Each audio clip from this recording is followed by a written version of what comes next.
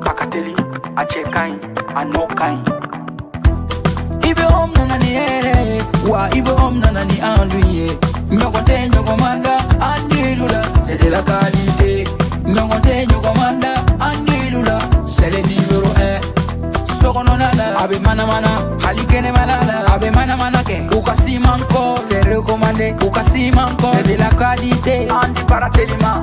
chenyuma songo tamatemedia, songo tamatemedia. Andi baratelima, telima wa daka di tro. Sojo la fiera, petiri ke la fiera. Ibe om nanani here, mali ho severa. Andu intérieur, andu extérieur. Songo tamatemedia do, andi si mankol. Apara no kanyine, abe jateliala, abika so nuguya. Songo tamatemedia. Bara no kanyi, ibi bara no kanyi. Sogo no tani, kene mata. Abara no kanyi, ibi ibi ibi ibi ibi ibi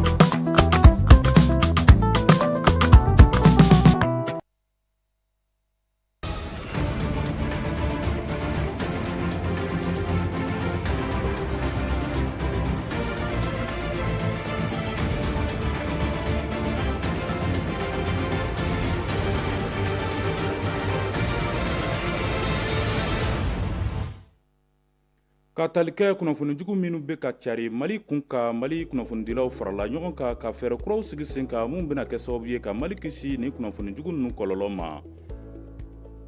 seko ni dɔnko hokumu kɔnɔna na mali fini tako wɔɔrɔnan wulikajɔw bɛ senna palais de la culture amadu ampateba la nin waati in na sɔni sigira filaw olu fini doncogo kan an bɛna mun yiraw la ni kunnafoniya ninnu sen fɛ.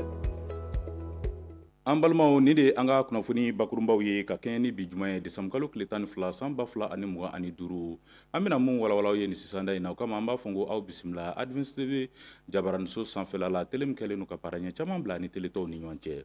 i n'a fɔ an tun ye a fɔ aw ye cogo min na ka tali kɛ kunnafonijugu mun b'a la ka cari mali kun kan mali kunnafonidilaw olu farala ɲɔgɔn kan ka sigi dɔ kɛ min kɛra hôtel de l'amitié la kunungo alamisa desanbu kalo tile 11 san 2025 k'aw ladɔnniya k'a fɔ nin sigi dun dabɔra ka fɛɛrɛ kuraw de sigi sen kan mun bɛ kɛ sababu ye ka mali kisi ni kɔlɔlɔ ninnu ma anw ka ɲininikɛlaw u taar'u ɲɛmada a kɔfɛ u ye minnu sɔrɔ aw ni ne an ka jɛn k'o lajɛ. nin sigi min bɛ tali kɛ kunnafonijugu min bɛ di anw ka jamana kun kan ale senfɛ mali minisiri min ka baara ɲɛsinnen don kunnafonidiko ma a ye a ka laseli kɔnɔna na a ɲini kunnafoni baarabagaw fɛ olu ka kɛ maaw ye min bɛ kunnafoni ɲini k'a faamuya kosɛbɛ kunnafoni jugu kɔlɔlɔ o kana na an ka jamana sɔrɔ. kɛlɛ bɛ n'a sɔrɔlasi don aw de ye kunnafonidi sɔrɔlasi ye aw n'aw ka kumakan aw n'a ka jata n'aw ka sɛbɛnni donc n bɛ min ɲini aw fɛ o ye aw ka kɛlɛ aw ka dɔn kosɛbɛ fɔlɔ parce que n'i tɛ fɛn dɔ i tɛ se ka kɛlɛ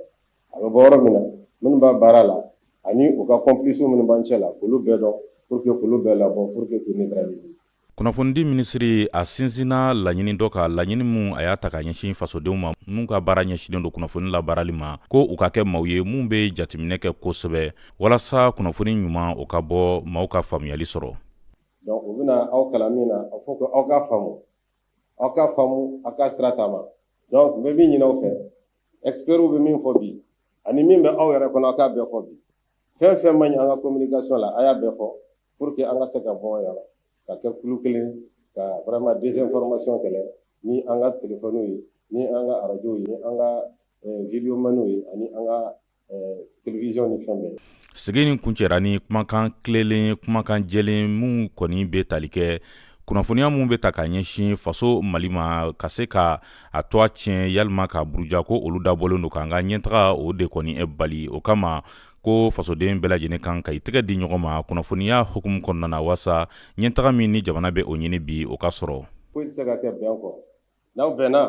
a ye kalan kɛ n'a ye kalan kɛ min fɔra aw ye n'a y'a faamu a y'a appliquer.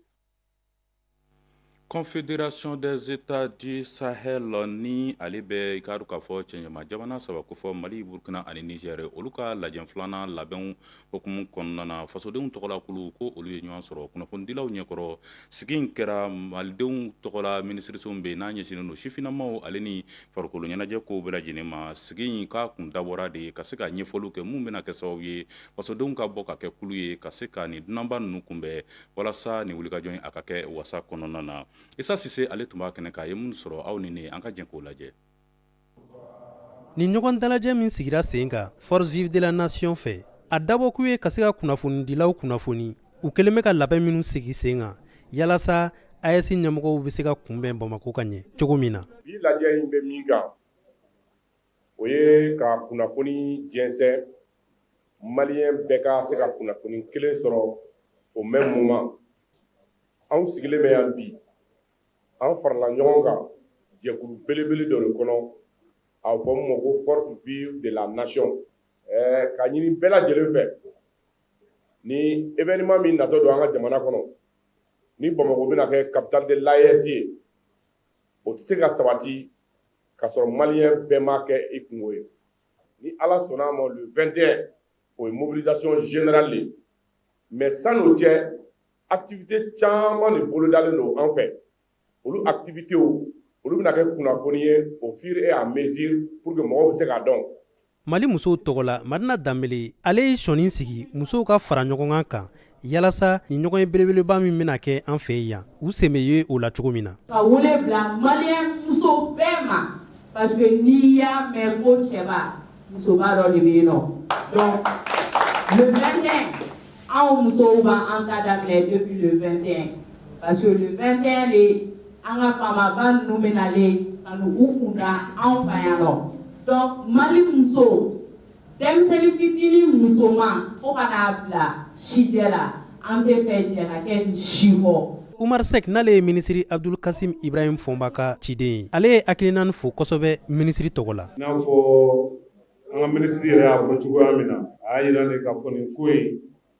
jamana ko de don donc o hukumu kɔnɔna na an bɛ yan bi ni Force Vive de la Nation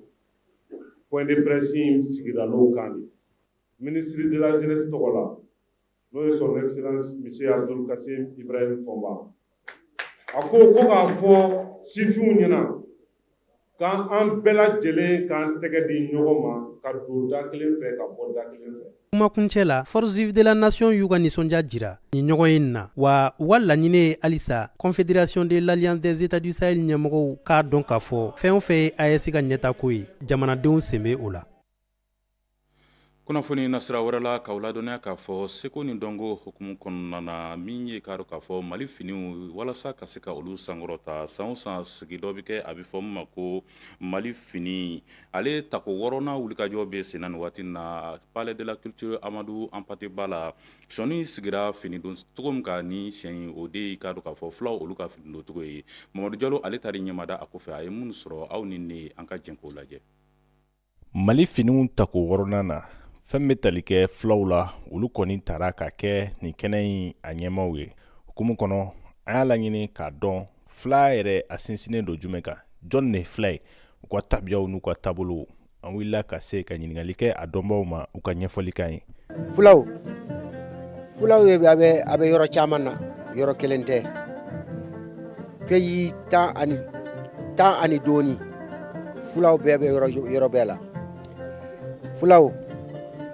u bɛ min kɛ ka caya bagan mara de u bolo u bɛ bagan de mara misi saga ani ba. Fulaw ye siya ye min kɔni ka ca an ka jamana fan caman kɛrɛnkɛrɛnnenya la Moti jamana ale kɔnɔna la nka u bɛɛ n'a ta u carilen don Mali marabolo bɛɛ lajɛlen na. An bɛ don min na ko bi farafinna gun kan fɛn min ye kan minnu fɔlen don ka caya filakan ale b'o la. Bandiraɓe assalamu aleykum ko mbawmi haalande on onon fulɓe eɓe gana fulɓe miɗo yiɗi dendengal meɗen fof ballodiren nam yalla haabu baali ana heddo e leydi ndi yalla baali ana keddo e leydi ndi yalla kasaji meɗen e sayaji meɗen kasaɗi ana keddo e leydi ndi ballodiren nam yalla ana gasa. U u ka fini dɔ be no n'a be wele arkila o kɔni ye seko ni dɔnko tamasiyɛn belebele min tara malifiniw ale tako wɔrɔnan kɛnɛ kan ka kɛ fɛn ye min na hakili jagabɔ be se ka kɛ a kan. Arkila de ni ye arkila kɛrika de ni ye arkila ye sange de sange kɔɲɔmuso de t'a dɔn a ba nafa ale de b'a dila ka d'a ma ka taa n'a ye a ka so o de ye arkila ye jagoya de don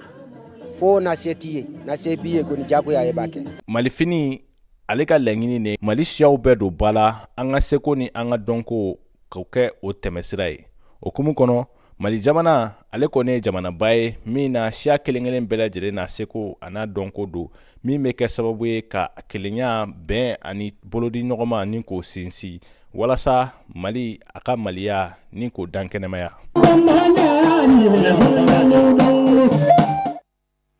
Ayiwa nin de bɛ taa ni an ye farikolo ɲɛnajɛ kungo kibaruya la CAN Maroc 2025 ale kɔni bɛ sɛnsɛnla ka na o kama Advance TV tuma ni tuma an bɛ taa ɲɛmadali kɛ groupe ninnu olu kungo kibaruyaw la bi an ka wulikajɔ ɲɛsinna groupe C ale de ma ni ale bɛ Tunisie, Nigeria, Uganda ale ni Tanzanie kofɔ Kajatu Bagayo ale mun sɔrɔ a ko la an ka jɛ k'o lajɛ.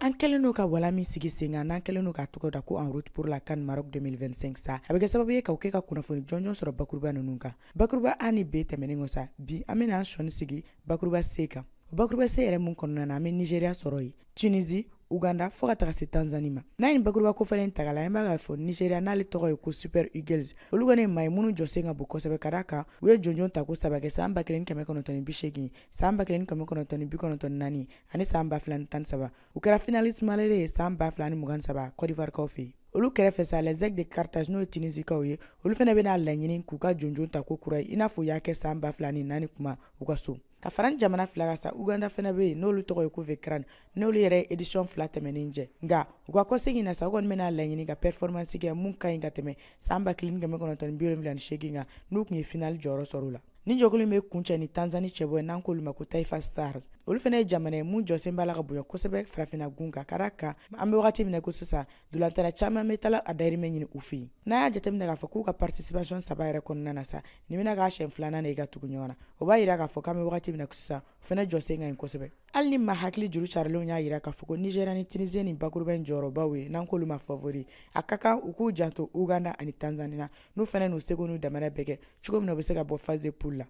An ye mun sɔrɔ ka yira u la bi rubrique in kɔnɔna na o de ye nin ye o la an bɛ k'an bɛɛ da ɲɔgɔn ye dɛnɛ nata walasa ka bakuruba tɔw yira u la. I n'a fɔ aw yɛrɛ y'a faamuya cogo min na nin de bɛ dansigi an ka bi kunnafoniyaw la an bɛ aw fo ka waleɲuman dɔn a filɛliko ɲuman na ka ɲini aw fɛ a k'aw suwalen to Advance TV la wasa b'aw ye jabaraniko la aw k'an bɛn dɔgɔkun nata.